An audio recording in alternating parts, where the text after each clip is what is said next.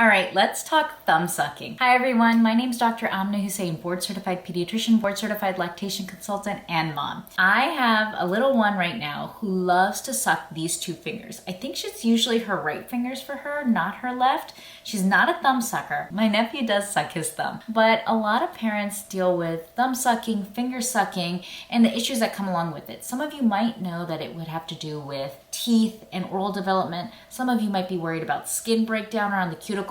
I know I see that in my little one. But what are really the harms of thumb sucking, and are there any benefits to it? How can you help your child break that habit if you are looking to help your child break that habit? Well, I'm here to answer those questions for you.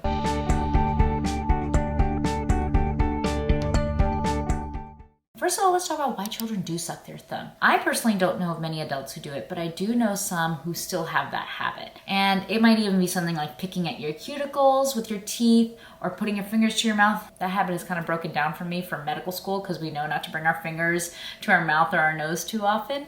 But thumb sucking can be absolutely very normal for a child. You have to remember babies are born actually with a sucking reflex. That sucking reflex helps them to latch onto a nipple, but also latch onto a bottle and be able to take breast milk or formula. So that natural biological instinct actually helps them to feed really well, but also can be a soothing mechanism.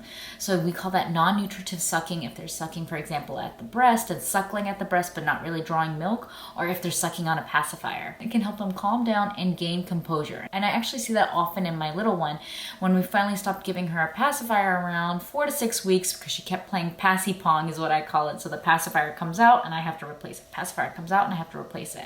Well, she then turned to sucking on these two fingers. And oftentimes I find that once she finds these two fingers, for example, if she's crying during a diaper change, sucking those two fingers helps her calm down, gain composure, relax a little bit, let me finish the diaper change, and then she's off doing whatever. But then, of course, we have this in the back of our head. Well, my child's sucking their thumbs, sucking their fingers, and I know that's not good for them. So how long can you let that go on before you have to really work at trying to break that habit if possible? So as a pediatrician, I will say it's very uncommon to see this habit persist beyond 3 to 4 years of life. And usually children can break that habit themselves before 3 years of age. And of course, we want to make sure the habit is eliminated well before adult teeth come into play. So most pediatrician and dentists agree by 3 to 4 years of age, your child should stop using a pacifier or their thumb or their fingers. And some pediatricians, including me, might actually say sooner. And the reason I say that is as a parent, I know that things don't just break overnight.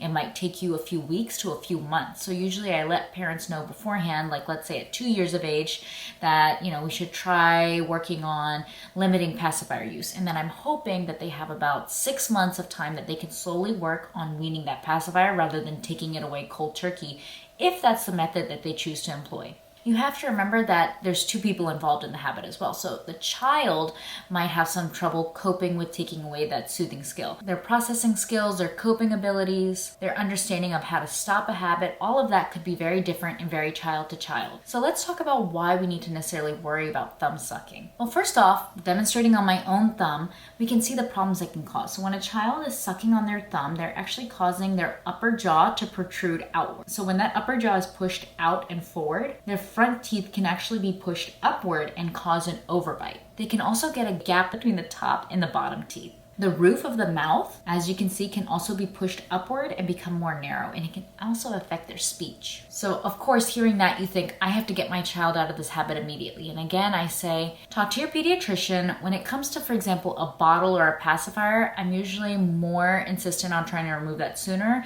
than I am like a thumb or a finger sucking habit, because how can you get rid of that? That's really tough, especially since your fingers are attached to your child's hand. You can't really take that habit away or break them of that habit, especially if it's a soothing skill and you don't want to create an unnecessarily stressful environment for your child.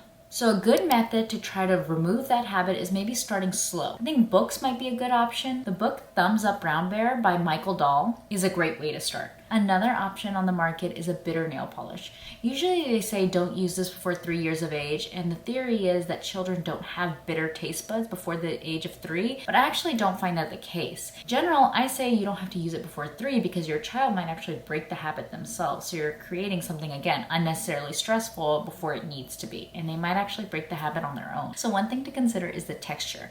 Maybe they like that tactile sensation. So putting a thumb guard on that thumb can actually help to prevent them feeling the tactile sensation of skin against their tongue or the roof of their mouth, and that might deter them. That might also be a good option if you're actually seeing skin breakdown around your cuticles from your child sucking as well. So thumb guards are something to employ in that case. Now, if your child's a little older, like maybe 3 or 4, you might find that this is something they do when they want to keep their fingers busy. And oftentimes I see that with adults when they're picking at their cuticles.